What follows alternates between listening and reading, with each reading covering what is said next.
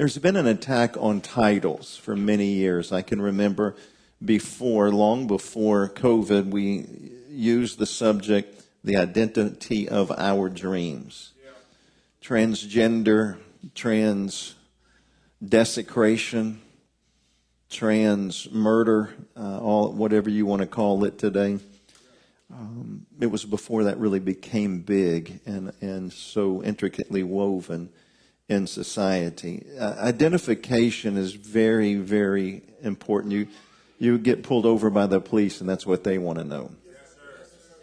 Let me see some identification. You try and get on a plane. You want a job. There's another portion of Scripture where Jesus is sleeping in the boat, and he's in a storm with everybody else.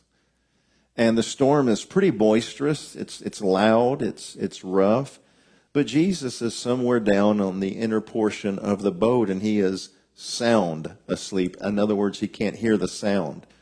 His disciples are a little bit higher, but they're frantic. You remember the story. Notice this, that his eyes were never upon the storm. He was literally asleep on his word. And the word was, let's go to the other side. It's very vital that when we're somewhere in between, that we don't place our focus or that we don't change our focus. It's one thing to start off and say, hey, you know what, I'm really, really, really going to live for God until I get into a storm. And then it's likely you may not find them in church. You may not find them. It's easy to say when everything is good, I'm going to the other side. But he's asleep on his word. They're frantic. They have a word. It's a promise. And this thing really goes for us. I know it's simple to start off with, but when we become unsettled, when we take our focus, or when our focus is now positioned on a problem, on pain, on adversity, just like we spoke last week with Terah and Haran.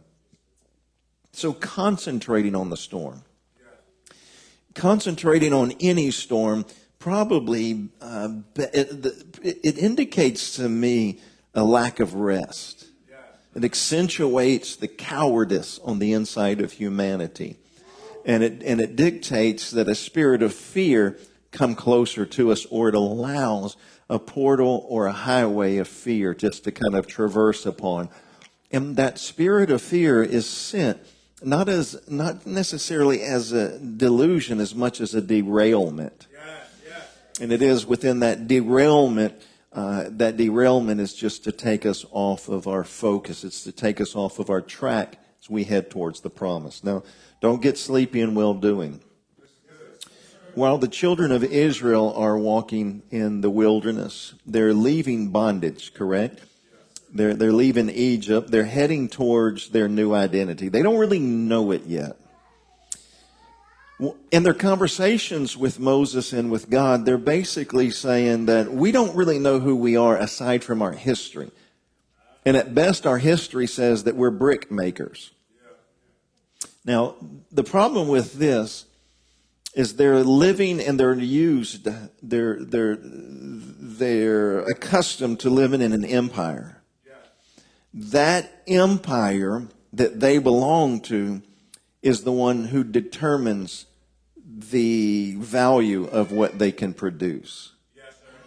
If they're good brick mayors, that empire is the one who determines whether they are or they aren't. So whatever Trenton they can produce in that empire is what controls it. It's what defines their identity. So they're waiting on and they're allowing an empire to identify them. Moses comes along and he knows everything about this empire. He was raised in it.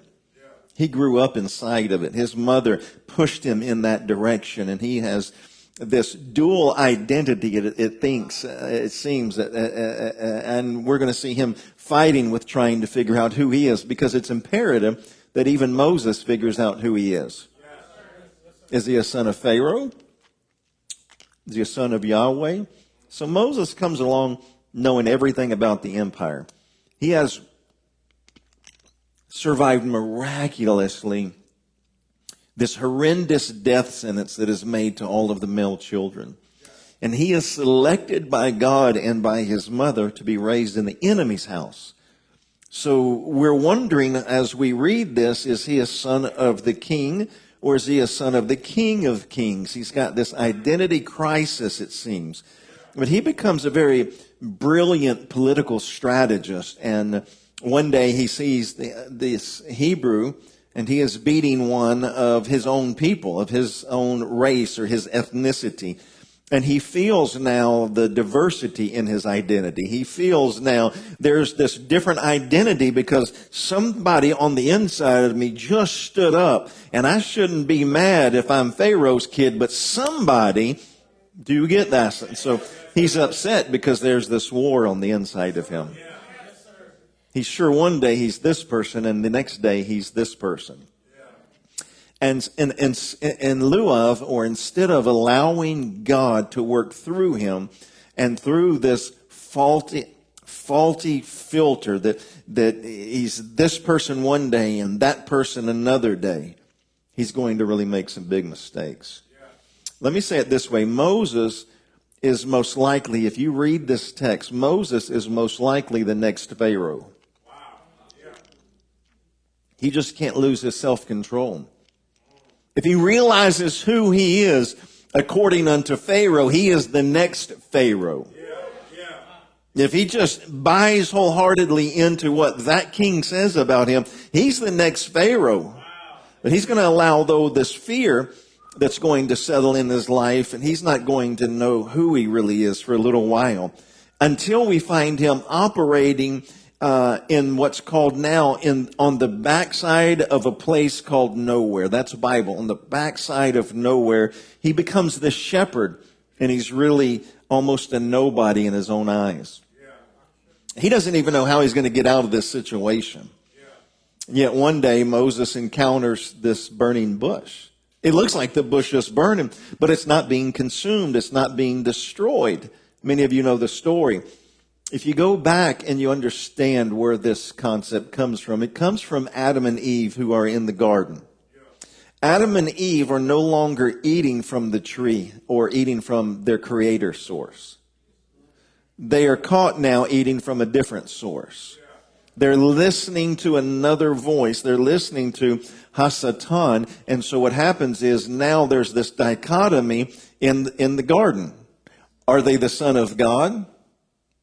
Or now are they a pupil of Lucifer? Are they a pupil of Satan? There's an identity crisis in the garden. An identity crisis always ends drastically. Here's what happens. Adam and Eve make these gigantic decisions, and they, in their mind, intentionally walk away from God. Now we find them hiding from God in shame. Where did that come from? In their mind, Dr. Freddie, they know God is ticked. God is mad at them. My question is, though, who told them that God was mad at them? Because I can't find that in this book.